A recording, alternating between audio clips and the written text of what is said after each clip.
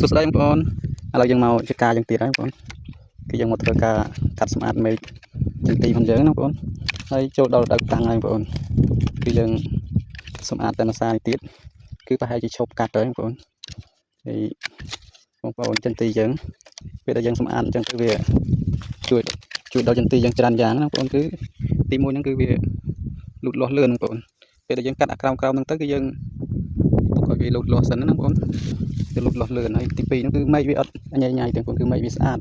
ដល់លើខ្ពស់អត់វាបែកអញ្ចឹងណាបងប្អូនដោយសារតែយើងកាត់វារហូតហើយទី3ហ្នឹងគឺដើមវាផៅល្អបងប្អូនគឺវាអត់ហៅឡើងទៅលើពេកហ្នឹងបងប្អូនគឺហៅបានប៉ុណ្្នឹងហើយគឺយើងឈប់កាត់ហើយបងប្អូនគឺស្អាតមែនតើត្រឹមហ្នឹងគឺត្រឹមត្រង់ហើយបងប្អូនគឺខ្ពស់ដែរហើយយើងប្រហែលជាឈប់កាត់ហើយបងប្អូនតាំងកាត់មកគឺថាច្រើនឆាត់មែនតើបងប្អូនតាំងពីក្រៅមករហូតមកដល់លើនេះដល់ត្រឹមនេះគឺថាឈប់ហើយបងប្អូនយើងឈប់កាត់ហើយគឺស្អាតហើយបងប្អូនហើយបន្តយើងក៏មានតែប៉ុណ្្នឹងបងប្អូនជម្រាបលាបងប្អូនសុខសប្បាយ